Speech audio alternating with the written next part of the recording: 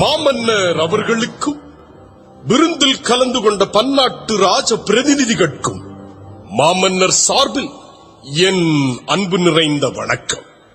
மகாராஜா அவர்கள் ஆட்சி பொறுப்பேற்று 3 ஆண்டுகள் முடிவுற்று விட்டன. 8 திக்கும் புகழ் விளங்கும் மாமன்னர் அவர்களின் ஆட்சி சிறப்பை, ஆற்றிய அரும் செயல்களின் பெருமையை 180 நாட்களாக இந்த நாட்டு மக்களுக்கும் ஏனைய நாட்டோருக்கும் எடுத்துரைக்கப்பட்டு விட்டன. சாதனைகளின் பட்டியல் தொகுக்கப்பட்டதே பெரும் சாதனையாகும். மாமன்னர் அவர்களின் தொண்டுகளை பாராட்டி 7 நாள் விருந்து நடைபெற்றது. இந்த விருந்தின் கடைசி நாளாகிய இன்று மாமன்னர் ஆட்சிக்குட்பட்ட பெர்சிய, மேதிய ஆகிய நாட்டு மன்னர்களும் ராஜ பிரதிநிதிகளும் அன்போடு கலந்து கொண்டு இந்த விருந்தினை சிறப்பித்தமைக்கு மாமன்னர் சார்பில் என் நன்றியினை தெரிவித்துக் கொள்கிறேன்.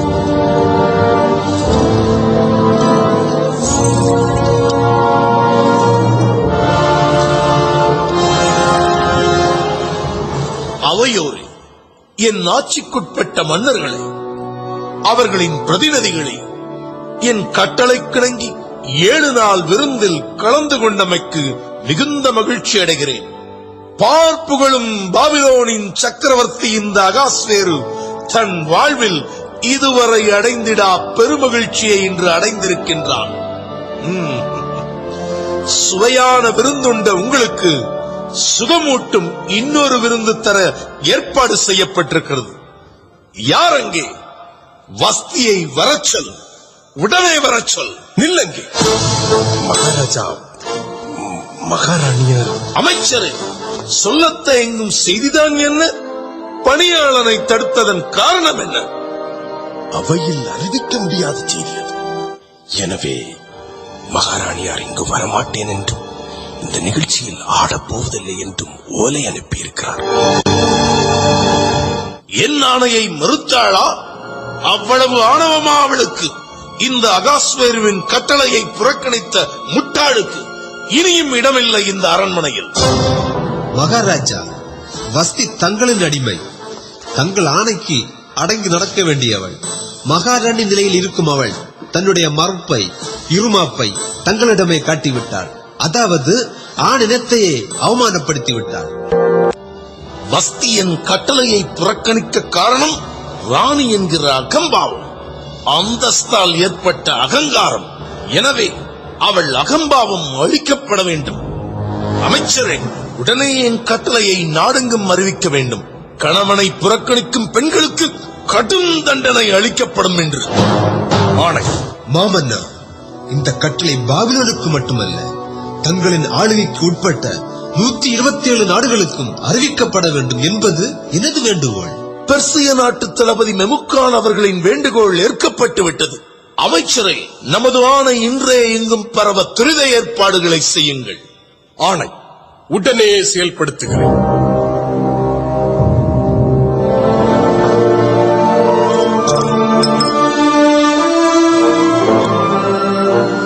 இதுவரை எவரும் தராத அவமதிப்பை எனக்கு தந்த அகங்காரி வஸ்தியை உடனே சிறையில் அடையுங்கள்.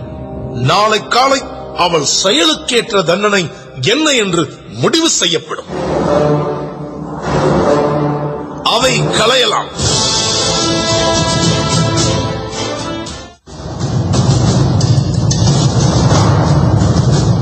அண்ணே, வணக்கம் அண்ணே. தம்பி பாகாலா? வா வா. எப்படி குஸ்தி? குஸ்தியா? எங்க? தர்பார்ல நடந்தத மறந்துட்டியா? ஓஹோ, அந்த வஸ்தி விவகாரத்தை சொல்றியா? ஆமாண்ணே, ஒரு பொம்பளை, அவளுக்கு இவ்வளவு திமிரா? தம்பி பாகாலு, வஸ்தி சாதாரண பொம்பளை இல்ல, அரண்மனையில வாழ்ந்த பொம்பளை, அரசருக்கு மனைவியா வாழ்ந்த பொம்பளை. அதனால அவளுக்கு இருக்கும் என்னதண்ணே? திமிரு திமிரு. அவ மட்டும் எனக்கு பொண்டாட்டியா இருந்திருக்கணும். ஒரே அடியில அவ மண்டைய 2ஆ பொளந்திருக்கும். டேய், அவ மட்டும் உன்னோட பலசாலியா இருந்தா உன் மண்டைய 2ஆ பொளந்திருப்பா. மண்டை பத்திரம். இருக்கலாம். இதுக்கு பயந்துதான் நான் கல்யாணமே பண்ணிக்காம இருக்கேன். இப்படியே இருந்துரு, நிம்மதி கிடைக்கும். திடீர்னு ஆசகீச வந்து எவளையாவது ஒருத்திய கட்டிக்கிட்ட அப்புறம் கட்டையில போற வரைக்கும் உன்னை விடவே மாட்டா. அடச்சி, அப்படி என்ன செய்திருவா ஒரு பொம்பளை? தம்பி, அதெல்லாம் சொன்னா புரியாது, அனுபவப்பட்டாதான் புரியும். புருஷன் பேச்ச கேட்காத வஸ்தி கதை என்ன ஆச்சு? இனிமே வஸ்தி தான் மிச்சம். அண்ணே, நம்ம மகாராஜா போட்டு இருக்கிற சட்டம் உன்னை போல் உள்ளவங்களுக்கு நல்ல பாதுகாப்பு. அண்ணே, மகாராஜா என்னடா மகாராஜா, அந்த ஆண்டவனே வந்து சட்டம் போட்டாலும் அடங்க மாட்டான் என் பொண்டாட்டி. அட, உன்கிட்ட பேசிக்கிட்டு நின்னதுல மேதியாவுக்கு போக வேண்டியதை மறந்துட்டேன். மந்திரி கட்டளையா அங்க சேர்க்கணும். நான் வரேன்னே. சரி, சந்திப்போம்.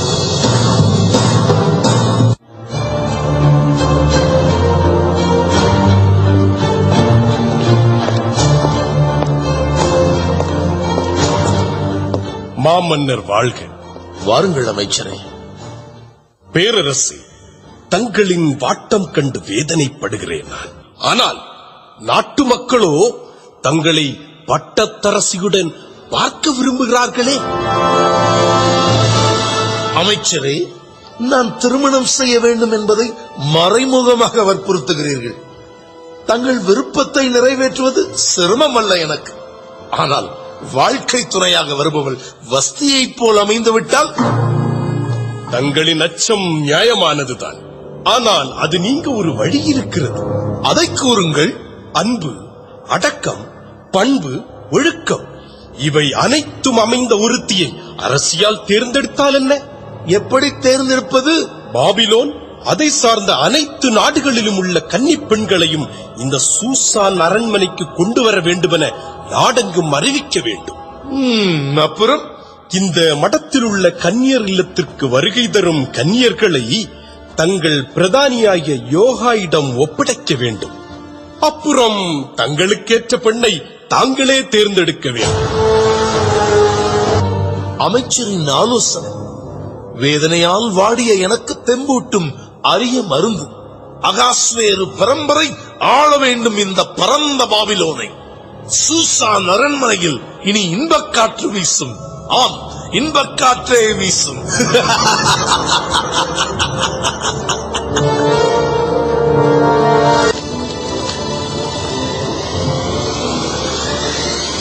வெற்றி, வெற்றி, என் திட்டம் வெற்றி. நான் விரித்த வலையில் விழுந்து விட்டான் மன்னன். நாடாள நானிட்ட திட்டம் வெகு விரைவில் நிறைவேறப் போகிறது. அமைச்சனான இந்த ஆமான் ஆளப்போகிறான் இந்த நாட்டை. பரந்த பாபிலோன் பகுத்தறிவு மிக்க என்னால் உலக புகழ் பெறப் போகிறது. மன்னரின் எண்ணப்படி நடந்தால் என் எண்ணம் மண்ணோடு மண்ணாகிவிடும். பஸ்தியின் முட்டாள்தனம் நான் பட்டத்தரசனாக மாறும் வாய்ப்பை உண்டு பண்ணிவிட்டது. ஆமான் ஆளப் பிறந்தவன் என்பதை இந்த உலகம் அறியும் காலம் நெருங்கிவிட்டது.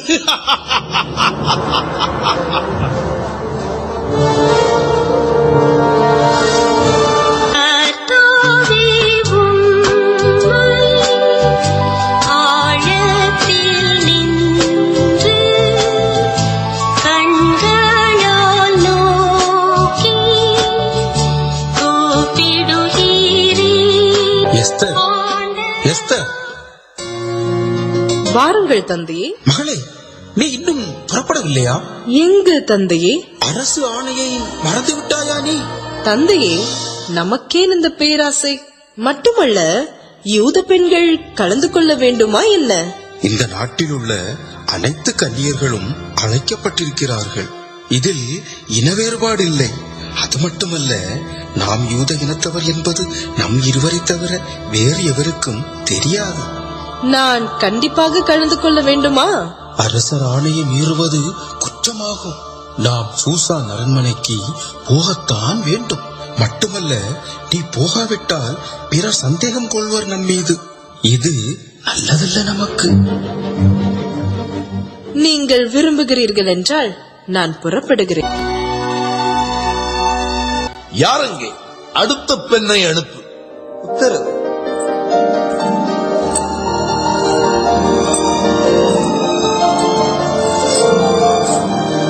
மாமன்னர் அவர்களுக்கு இந்த எளியவளின் தாழ்மையான வணக்கம். பெண்ணை எழுந்து.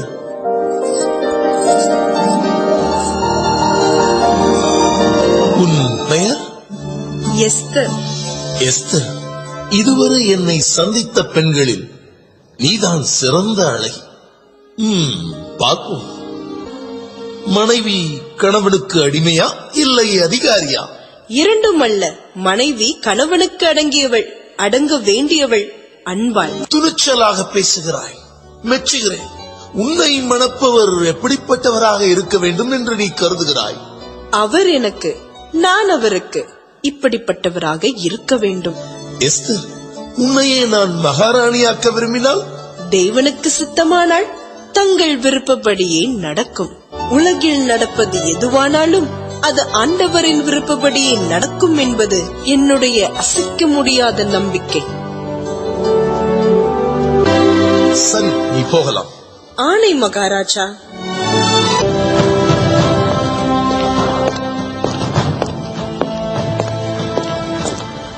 வாருங்கள் அமைச்சரே. ஆச்சரியமாக இருக்கிறது மன்னர் தேர்வு. எனக்கும் அப்படித்தான். நாம் பயிற்சி கொடுத்து அனுப்பிய பல பெண்களில் ஒருத்தி கூட மன்னர் மனதை கவரவில்லை. அதுதான் வருத்தமாக இருக்கிறது. நம் திட்டத்தின் அஸ்திவாரமே தரைமட்டமாகிவிட்டது. என்றாலும் அந்த பெண்ணை எப்படி தேர்ந்தெடுத்தார் மன்னர்? அதைத்தான் புரிந்து கொள்ளாமல் திணறுகிறேன் நான். உண்மையிலேயே அவள் அழகிதான். அவளை விட மிக சிறந்த அழகிகளை நான் அனுப்பினேனே. எஸ்தர் அதிர்ஷ்டசாலிதான். தளபதியாரே, எனக்கு ஒரு யோசனை தோன்றுகிறது. சொல்லுங்கள் அமைச்சரே. நமக்கு எதிரி எஸ்தர் தான். அவளை பகைப்பதால் நஷ்டம் நமக்குத்தான். அதனால் அவளை பகைக்காமல் நயமாக நடந்து நம்பிக்கைக்கு பாத்திரமாகி அவளை வைத்தே நம் காரியங்களை முடித்துக் கொண்டால் என்ன?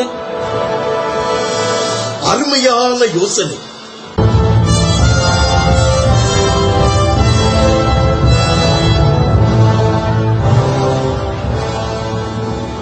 தொன்று தொட்டு இன்று வரை குன்றா புகழால் சிறந்தது பாபிலோன் என்னும் பரந்த பூமி. மாமன்னர் அவர்களே, அவர் அழைப்பிற்கிணங்கி மணவிழாவில் கலந்து கொண்டிருக்கும் பன்னாட்டு மன்னர்களே, முன்னாள் பிரதிநிதிகளே, நாட்டு பிரமுகர்களே, குடிமக்களே, உங்கள் அனைவருக்கும் மாமன்னர் சார்பில் வாழ்த்தையும் வணக்கத்தையும் தெரிவித்துக் கொள்கின்றேன். மகாராஜா அவர்கள் மன்னர் பரம்பரையை சார்ந்த மங்கையை மணப்பது பரம்பரை வழக்கம். ஆனால் அவ்வழக்கத்தை விட்டு சாதாரண குடிமக்களில் ஒருத்தியை தன் வாழ்க்கை துணையாக தேர்ந்தெடுத்தது மாபெரும் புரட்சியே ஆகும். நமது மகாராணி அவர்கள் அந்தஸ்தில் உயர்ந்த குடும்பத்தில் பிறக்காவிட்டாலும் பெண்ணிற்குரிய அனைத்து அந்தஸ்துகளும் ஒருங்கே அமைந்த குணக்குன்று. அவர்களால் நம் நாடு மென்மேலும் சிறப்படைவது நிச்சயம்.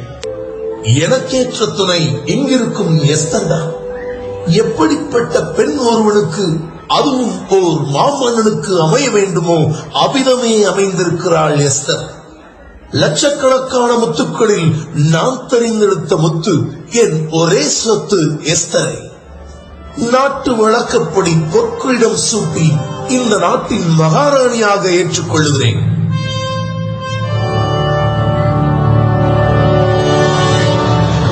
மாமன்னர் வாழ்க, அன்னாதி மன்னர் வாழ்க, மகாராணியா வாழ்க, பாபிலோன் வாழ்க. நடக்கட்டும்.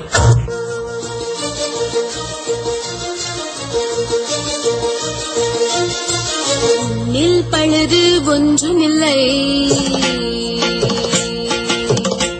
நில் பழுது ஒன்றுமில்லை, நீதான் பூரண ரூபவதி.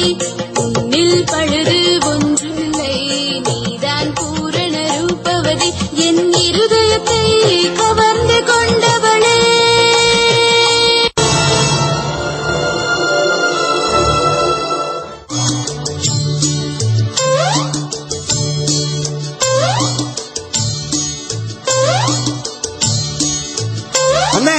அண்ணே என்னண்ணே இது? அடி, பலமான அடி. எப்ப கிடைச்சது அண்ணே? ராத்திரியா இல்ல பகல்லையா? ராத்திரி தான். அடிச்சது யாரு? நான் தான். நான் தான். நீ அடிச்சதா சொல்ற. இப்போ 1.5 கால்ல வேற நிக்கிற. கொஞ்சம் புரியும்படி சொல்லு. நான் தான் அடிச்சேன். அவளனா எவள? என் பொண்டாட்டியதான். அதை ஏண்டா கேக்குற? வழக்கமா வீட்டுக்கு போகிற நேரத்துக்கு போகாம கொஞ்சம் தாமதமா போனேன். அவ்வளவுதான். கேட்டா பாரு ஒரு கேள்வி. உடனே நீ பயந்து ஓடிட்டியோ? ஓடுவேனா? நான் யாரு? ஆம்பளை சிங்கம்டா. இது தெரியல உன் பொஞ்சாதிக்கு. அப்புறம் கேட்டதுக்கு பதில் சொன்னேன். வாய மூடிக்கிட்டு சும்மா இருக்க வேண்டியது தானே. எடக்கு முடக்கா கேள்வி கட்டி என்னையே மடக்க பார்த்தான். எனக்கு வந்தது கோபம். விட்டா ஒண்ணு அவ கண்ணத்திலேயே. அடா, இவ்வளவு தைரியம் இருக்கா உனக்கு? பரவாயில்லையே.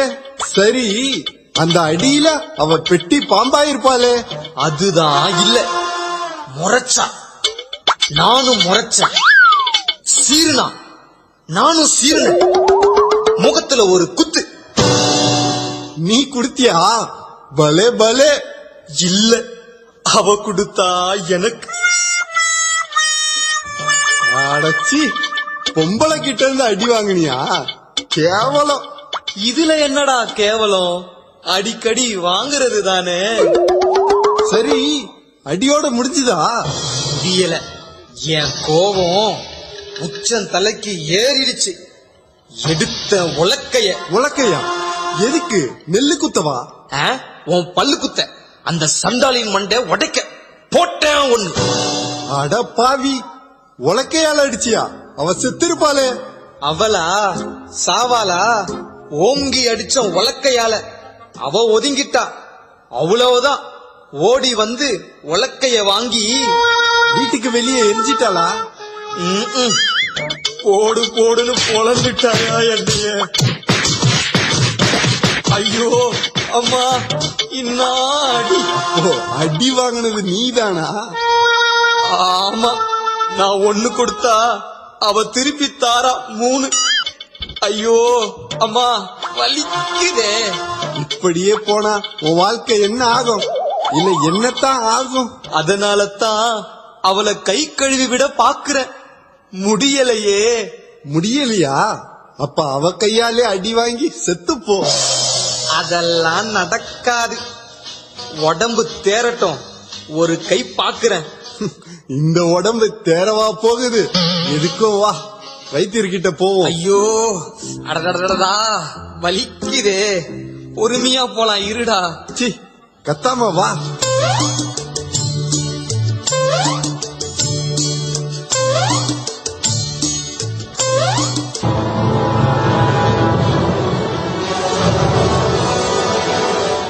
அழிந்து விடுவான் இன்றிரவு.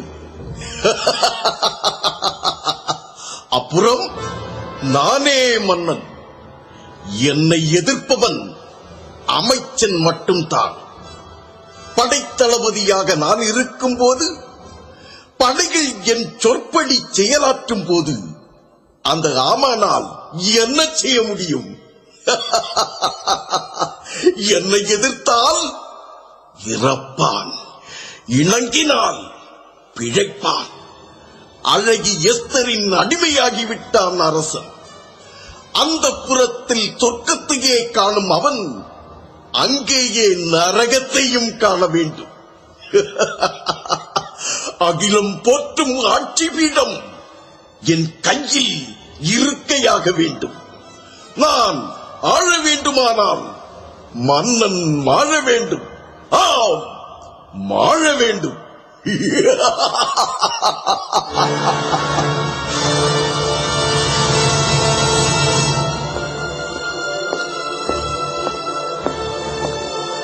வாருங்கள் அமைச்சரே, வாருங்கள்.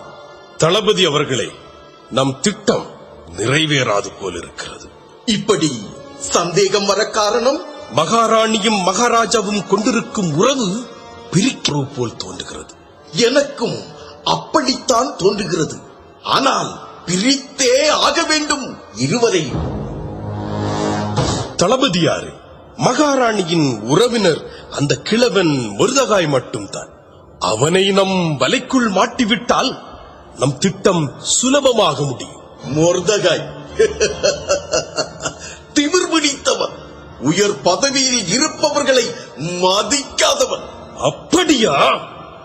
வாருங்கள் வீரர்களே. அமைச்சரே, இவர்கள்தான் நமது பெரிய திட்டத்தை நிறைவேற்ற இருக்கிறார்கள். நல்லது. ஆனால் நானோ தளபதியோ இதற்கு பின்னால் இருக்கிறோம் என்று எவரும் அறியக்கூடாது. இல்லை அமைச்சரே, எங்கள் உயிர் போனாலும் ஒருபோதும் உங்களை காட்டிக் கொடுக்க மாட்டோம். அமைச்சரே, இதை குறித்த கவலை தங்களுக்கு வேண்டாம். சாகும் வரை உங்களுக்கு உண்மையாயிருப்போம். மன்னனின் கதையை நீங்கள் முடித்து விட்டால் நம் நாட்டின் படைக்கு அதிகாரிகள் நீங்களே. இதோ நான் சொன்ன பணம். நன்றி தளபதியாரே. சரி, நம் திட்டத்தை வெற்றியாய் முடித்த பின் நாம் சந்திப்போம். இனி நாங்கள் இங்கு இருப்பது நல்லதல்ல. முக்கியமாக அந்த கிழவன் மொர்தகாயின் கண்ணில் படாமல் பார்த்துக் கொள்ளுங்கள். நாங்கள் வருகிறோம்.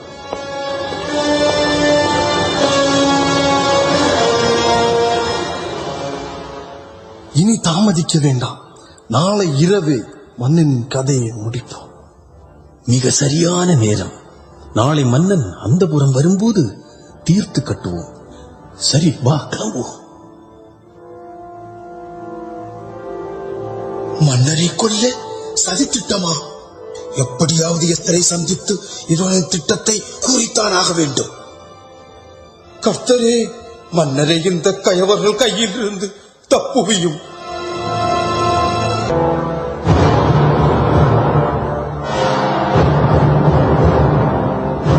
நடையர்கள், அவ்வளவு ஆணவமா அவர்களுக்கு? யாருங்கே? வாசற்காவற்காரர்களான பிக்தான், டேரேஸ் இருவரையும் இழுத்து வாருங்கள். ஆணவம் பிடித்தவர்கள் அழியத்தான் வேண்டும். உண்ட வீட்டுக்கே ரெண்டகம் செய்த சண்டாளர்களை கண்டந்துண்டமாக வெட்டினால்தான் எனக்கு நிம்மதி. நேற்று இரவு இருவருக்கும் எங்கே வேலை? தங்கள் அரண்மனையில் தான் மகாராஜா. என்னை ஒழித்து கட்ட திட்டமிட்டது உண்மைதானே? ஆமாம் மகாராஜா, உண்மைதான்.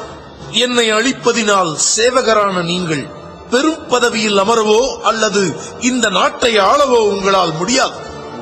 ஆகவே யாரோ தூண்டி இருக்கிறார்கள் உங்களை. சொல்லுங்கள், உங்களுக்கு ஊக்கம் தந்த உளுத்தர்கள் யார்? சொல்லுங்கள். சொல்ல மாட்டோம் மகாராஜா. மாட்டீர்களா? ஏன்? சொன்னால் கொல்லப்படுவோம். உண்மையை மறுத்தால் என்னால் கொல்லப்படுவீர்கள் நீங்கள். மகாராஜா, தப்பு பண்ணிட்டோம். அதனால் நீங்களே கொன்னிடுங்க. உண்மையை யாருக்கிட்ட சொல்லவே மாட்டோம்னு சத்தியம் செய்திருக்கிறோம். சதிகாரர்களே, சத்தியம் உங்களுக்கு ஒரு கேடா? வாழ்வளித்தேன் உங்களுக்கு. என் வாழ்வையே அழிக்க பார்த்தீர்கள். இவர்களை இழுத்துப் போங்கள். நாளை காலையில் தூக்கில் தொங்க விடுங்கள். இழுத்துப் போங்கள்.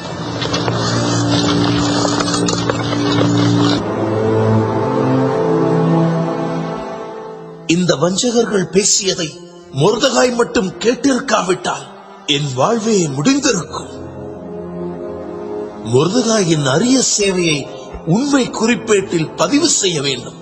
பரிசும் கொடுக்க வேண்டும்.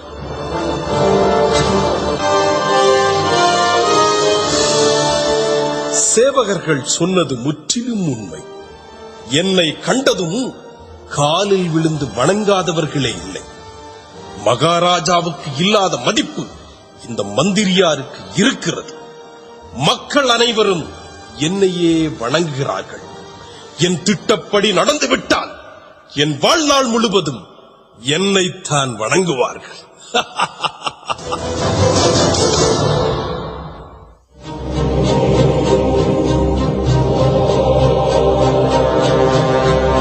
ஏய் கிழவா, நில்லங்கே.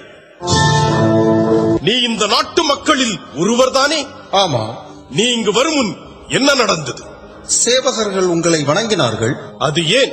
உங்களிடம் பணிபுரியும் வீரர்கள் அவர்கள், எனவே வணங்கினார்கள். சேவகர்கள் மட்டுமல்ல, இந்த நாட்டில் உள்ள அனைவரும் என்னை கண்டதும் என் கால்களில் விழுந்து பணிகிறார்கள். அது ஒரு மரியாதைக்கு மட்டுமே. அந்த மரியாதையை நீ ஏன் செய்யவில்லை? இந்த நாட்டு மக்களில் ஒருவனாகிய நீ மட்டும் வணங்காமல் நிற்பது மாபெரும் தவறு. திமிரு பிடித்தவனே, உன்னை தீர்த்து கட்டினால் எவரும் கேட்க மாட்டார்கள், தெரியுமா உனக்கு? தெரியும். ஆனால் கேட்க இருவர் இருக்கிறார்கள்.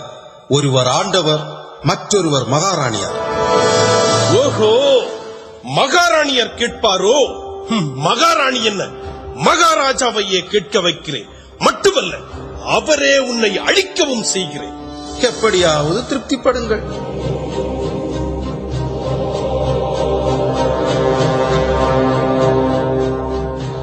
மகாராணியின் சொந்தக்காரன் என்ற அகம்பாவத்தில் இந்த ஆமானையை எதிர்க்க துணிந்து விட்டான் மொர்தகாய். டேய் கிழவா, உனக்காகவே தூக்குமரம் தயாரிக்கப் போகிறேன். அதில் நீ துடிதுடித்து மடிவதை பார்த்த பின்புதான் எனக்கு நிம்மதி. அற்பனே மொர்தகாய், நீ அழிந்தாய்.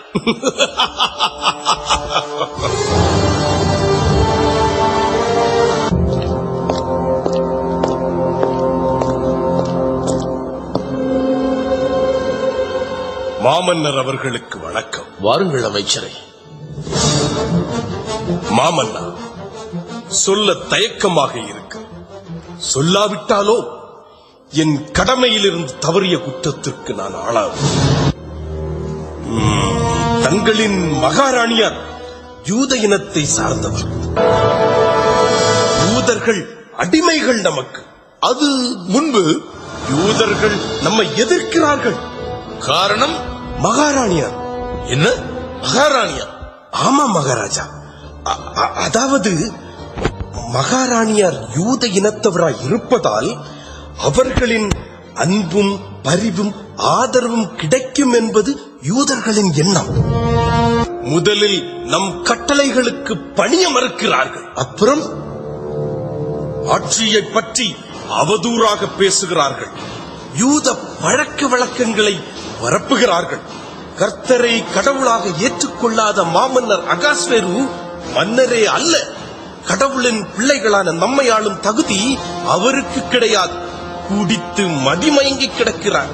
மாளிகையில் நாட்டை ஆள்வதும் கட்டளைகள் பிறப்பிப்பதும் நம் இனத்தை சார்ந்த மகாராணி எஸ்தர் தான் என்று எங்கு பிரச்சாரம் செய்கிறார்கள். அதோடு ஆங்காங்கே குழப்பங்களை விளைவிக்கிறார்கள்.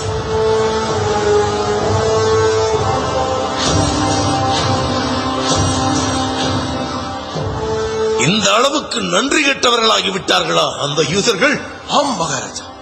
அமைச்சரை, இந்த அகாஸ்வேரு ஆட்சிக்கு எதிராக சூழ்ச்சி செய்பவர்கள் யாராக இருந்தாலும் சரி, என் மகாராணியாகவே இருந்தாலும் சரி, தண்டனை கொடுத்தே ஆக வேண்டும். உடனே நடவடிக்கைகள் எடுப்பது நல்லது. சரி, தளபதியாரை கலந்து இன்றே நடவடிக்கை எடுக்கிறேன். உத்தரவு. நான் விடை பெறுகிறேன்.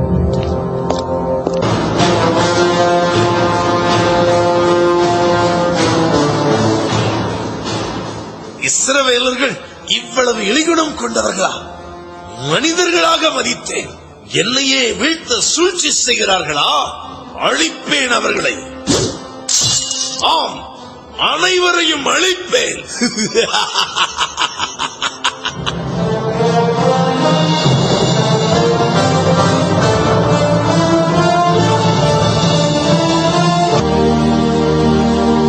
மகளே, வாருங்கள் தந்தையே. ஏன் இந்த முகவாட்டம்?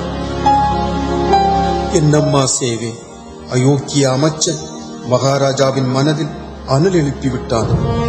இஸ்ரவேலர்கள் மாமன்னருக்கு எதிராக புரட்சி செய்ய போவதாகவும் அவர் ஆட்சியை அகற்ற முயற்சிப்பதாகவும் இன்னும் பல கட்டுக்கதைகளை கூறி மகாராஜாவின் கோபத்தை தூண்டிவிட்டு விட்டான்.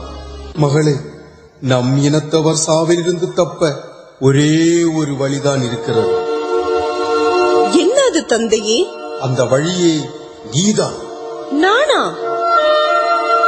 ஆமாம், கண்ணீர் விட்டு கதரும் நம் குலத்தவர் உயிர் பிழைத்திருக்க உன்னால் தானம்மா முடியும்.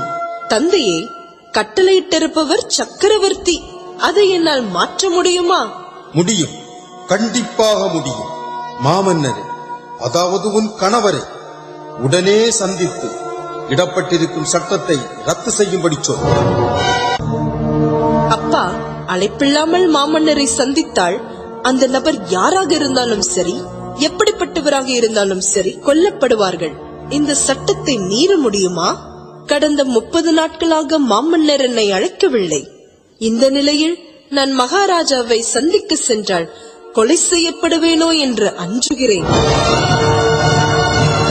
மகளே, நீ உன் உயிரை மட்டும் பெரிதாக எண்ணி இருக்கிறாயே தவிர நம் குலத்தவர்களின் உயிரை பற்றி எண்ணவே இல்லை.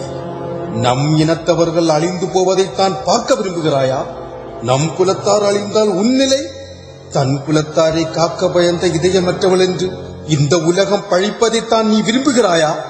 இல்லை தந்தையே, இல்லை இல்லை. அப்படியானால் உன் முடிவு என்ன எஸ்தர்? உன் முடிவில்தான் யூதர்களின் விடிவே இருக்கிறது. சிந்தித்துப் பார் மகளே, சிந்தித்துப் பார்.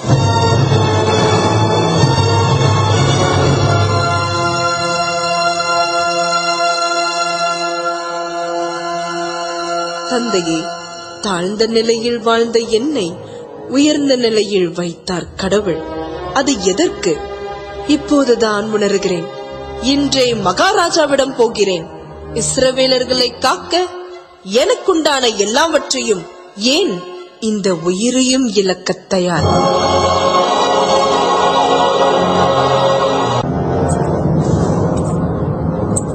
நில்லங்கே. மகாராஜா. சட்டம் தெரியுமா உனக்கு? தெரியும் மகாராஜா. தெரிந்துமா மீறுகிறாய்? ஆமாம். அனுமதி இல்லாமல் என் அறைக்கு வந்தால் தண்டனை என்னவென்று அறிவாயா? அறிவேன். மரணம். அது கிடைக்கும் என தெரிந்துமா வந்து நிற்கிறாய்? ஆமாம் மகாராஜா. உன் உயிரை பலியிட துணிந்ததன் காரணம் என்ன? பல லட்சம் உயிர்கள் காக்கப்பட வேண்டும். எனவே என் உயிர் போவது பெரிதல்ல.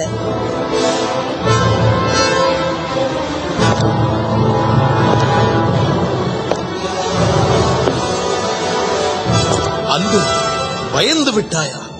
பயப்படாதே. என்னுடைய சட்டத்தை மீறுவோர் எவராயிருந்தாலும் சரி, இறப்பது உறுதி. உன்னை கண்டதும் என் ஆத்திரம் அதிகமானது. உன்னோடு பேசிய பின் ஆத்திரம் தானாக மறைந்து விட்டது. மகாராணி, இன்று முதல் எப்போது வேண்டுமானாலும் நீ வரலாம் என்னை சந்திக்க. இனி யார் அனுமதியும் தேவையில்லை. நன்றி மகாராஜா, நன்றி. என்ன வேண்டும் உனக்கு? என் மனம் கவர்ந்த மாதரசியே, என் நாட்டில் பாதியை நீ கேட்டால் கூட உனக்கு தருவேன். மகிழ்ச்சியில் திளைத்திருக்கிறீர்கள் தாங்கள். இப்போது என் மனக்குறையை கூறுவது சரியல்ல. எனவே நாளைக்கு சொல்லுகிறேன். மட்டுமல்ல, பெரிய விருந்தொன்று வைக்கப் போகிறேன் விரைவில். காரணம் இல்லாமல் எதையும் செய்ய மாட்டாள் என் மகாராணி என்பது எனக்கு தெரியும். நான் விடை பெறுகிறேன் மகாராஜா. நல்லது, சந்திப்போம் விருந்தில். போய் வா.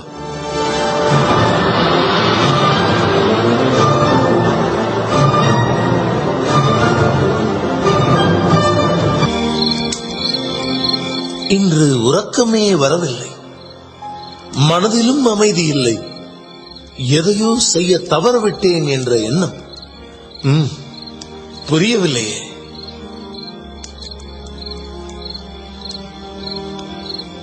யாரெங்கே? அரசின் வரலாற்று தொகுப்பை எடுத்து வா.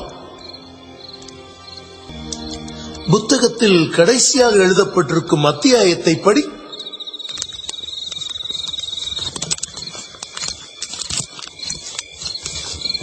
மாட்சிமை மிக்க மாமன்னர் பெருமானை கொல்ல சதித்திட்டம் போட்டார்கள் வாயிற் காவற்காரர்களான பிக்தான், தேரேஸ் என்ற இருவரும்.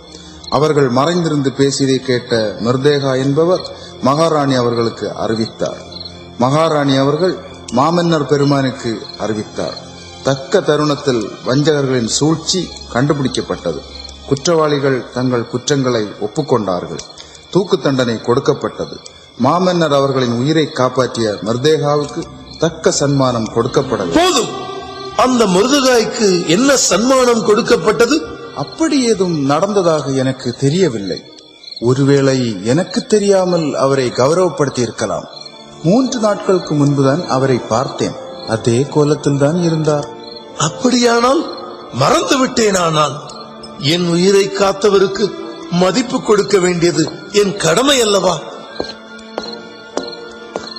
மாமன்னர் அவர்களுக்கு வணக்கம். வாருங்கள் அமைச்சரே, இந்த நள்ளிரவில். முக்கிய செய்தி ஒன்றை சொல்லவே முன் அனுமதியின்றி விரைந்து வந்தேன். அப்படியா? இருக்கட்டும். மன்னராகிய நான் ஒருவருக்கு மகிமை கொடுக்க விரும்பினால் என்னென்ன செய்ய வேண்டும்? மன்னர் என்னைத்தான் மகிமைப்படுத்த விரும்புகிறாரோ? அமைச்சரே, மகிமைப்படுத்தப்பட வேண்டிய நபருக்கு மன்னரின் உடையை அணிவிக்க வேண்டும். அவர் தலையில் கிரீடம் சூட்டப்பட வேண்டும். அப்புறம் அவரை மாமன்னரின் குதிரை மீது அமர்த்தி பட்டணத்தின் வழியே அழைத்து செல்லப்பட வேண்டும். மட்டுமல்ல, பிரதானிகளின் முதல்வரான அமைச்சரே அந்த குதிரையை வழிநடத்தி செல்ல வேண்டும். இவ்வாறு அழைத்து செல்லப்படும் போது மாமன்னர் மகிமைப்படுத்தப்படும் நபர் இவ்வாறாக மகிமைப்படுத்தப்படுவார் என பிரகடனம் செய்யப்பட வேண்டும். நல்லது அமைச்சரே. நான் மகிமைப்படுத்தப்பட வேண்டிய ஒருவரை இத்தனை காலம் மறந்திருந்தேன். தாங்கள் மகிமைப்படுத்தப்பட வேண்டிய நபர் யார் மகாராஜா? மொர்தகாய். ஆமாம், நான் இன்று உயிரோடு இருப்பது அவரால் தான். உன் ஆட்சி நிலைக்க செருப்பாய் உழைத்தேன். என்னை மறந்தாய். உன் மாமன் என்பதால் அவனை மகிமைப்படுத்துகிறாய். பார்ப்போம். மொர்தகாய் சிறப்பிக்கப்பட இருப்பதை இன்றே நாட்டு மக்களுக்கு தெரிவித்து விடுங்கள். உத்தரவு. நீங்கள் போகலாம். உத்தரவு.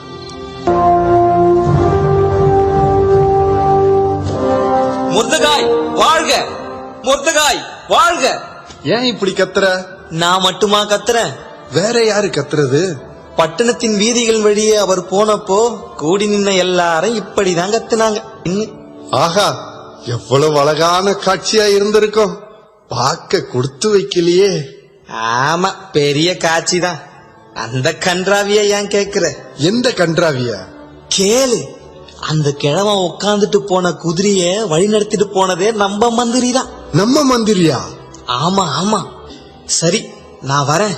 இன்னும் நிறைய இடத்துல போய் மன்னர் கட்டளைய தொங்க விடணும். சரி, இனி நாம சந்திப்போமானே தெரியல. நீ கட்டின மனைவியோட சந்தோஷமா வாழு. பாகால், என்ன சொல்ற? ஆமா, உண்மைதான். இன்னும் 24 மணி நேரம் தான் இருக்கு. அப்புறம் என் உயிர் உடம்புல இருக்காது. அப்போ நீ யூதனா?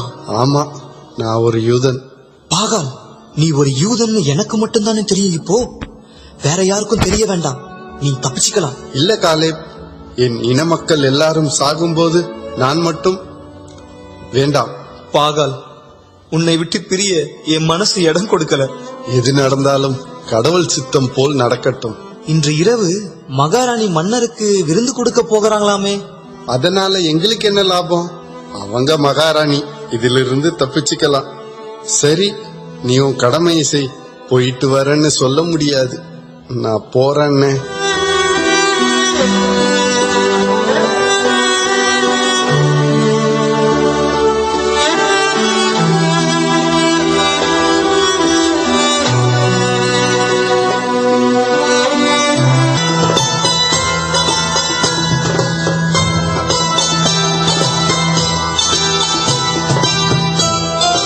மகாராணி, அருமையான விருந்து படைத்தா எங்களுக்கு.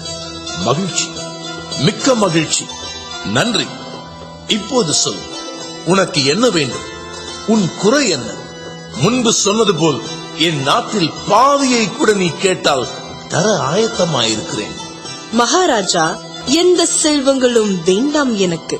நான் யூத இனத்தவள். தங்களின் புதிய கட்டளைப்படி பறிக்கப்பட இருக்கிறது என் உயிர். என்ன? என் மகாராணியின் உயிர் எனக்கு தெரியாமல் பறிக்கப்பட இருக்கிறதா? விந்தை! என் உயிர் மட்டுமல்ல, என் இனத்தாரின் குழந்தைகள், பெண்கள் மற்றும் யாவர் உயிரும் பறிக்கப்பட இருக்கிறது. மகாராணி, நீ குற்றமற்றவள். உன்னுயிர் பறிக்கப்பட மாட்டாது. ஆனால் இஸ்ரவேலர்கள் அழியத்தான் வேண்டும். அதற்கு காரணம்? மகாராஜாவுக்கு கீழ்ப்படிய மறுத்தார்கள், கலகம் விளைவித்தார்கள். இவைகளுக்கு ஆதாரம்?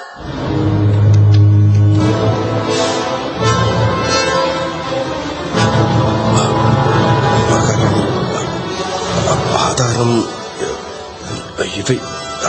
அமைச்சர், ஏன் திணறுகிறீர்கள்? இஸ்ரவேலர்களை அழிக்கும் ஆணையை என்னிடம் பெறும் முன் சொன்ன குற்றச்சாட்டுகளுக்கு ஆதாரம் எங்கே? அது மகாராஜா, நான் ஆதாரம். அமைச்சர் பொய் சொல்லவே மாட்டார் என நம்பினேன். மன்னர் மன்னா, என்னை மன்னித்து விடுங்கள். ஆத்திரத்தால் அறிவிழந்து அக்கிரமம் செய்து விட்டேன். யாரங்கே? கைது செய்யுங்கள் இவனை. மகாராஜா, அமைச்சரையா கைது செய்வது? ஆம், இவன் தன் சொந்த விருப்பு வெறுப்புகளை என் மூலமாக நிறைவேற்ற முயன்றவன். இனக்கலவரத்தை தூண்டி நாட்டின் அமைதி கெட திட்டமிட்டவன். அதிகாரம் இருக்கிற ஆணவத்தில் அறிவு கட்டத்தனமாக நடந்தவன். இன்னும் இவனை விட்டு வைக்க கூடாது. தண்டனை கொடுத்தே ஆக வேண்டும். மகாராஜா, மெர்தேகாய் அவர்களை தூக்கிலிட தன் வீட்டின் அருகே 50 அடி உயரத்தில் தூக்கு மேடையை கட்டியிருக்கிறாராம் அமைச்சர். தூக்கு மேடை? மொர்தெகாய்க்கு தூக்கு? என் உயிரை காத்த உத்தமருக்கு தூக்கு? நீ வெட்டிய குழியில் நீதான் விழ வேண்டும். நீ கட்டிய மேடையில் நீதான் தொங்க வேண்டும். தளபதியாரே, ஆமான் கட்டியிருக்கும் தூக்கில் அவனை தூக்கிலிடுங்கள். மகாராஜா, என்னை மன்னியுங்கள். எனக்கு உயிர் பிச்சை அழையுங்கள். மகாராஜா, உயிர் பிச்சை அழையுங்கள். உயிர் பிச்சை அழையுங்கள். உயிர் பிச்சை? அதுவும் உனக்கு? மகாராணி மட்டும் உன் வஞ்சக செயலை வெளிப்படுத்தாமல் இருந்தால் எத்தனை ஆயிரம் பேர் சாவார்கள். தன் இனத்தை காக்க தன் உயிரையும் பெரிதாக எண்ணாமல் உண்மையை எடுத்துரைத்த மகாராணி எஸ்தர் குலம் காத்த குணக்கொன்று. தளபதியாரை, பொழுது விடியும் முன் முடியட்டும் இவன் வாழ்வு. நடக்கட்டும். மகாராஜா, மகாராஜா, மகாராஜா, மகாராஜா.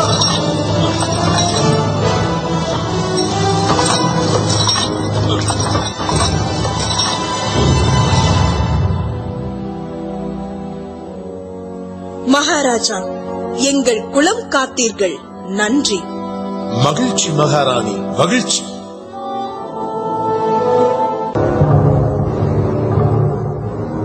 மன்னரின் கட்டளை நிறைவேற்றப்படுகிறது.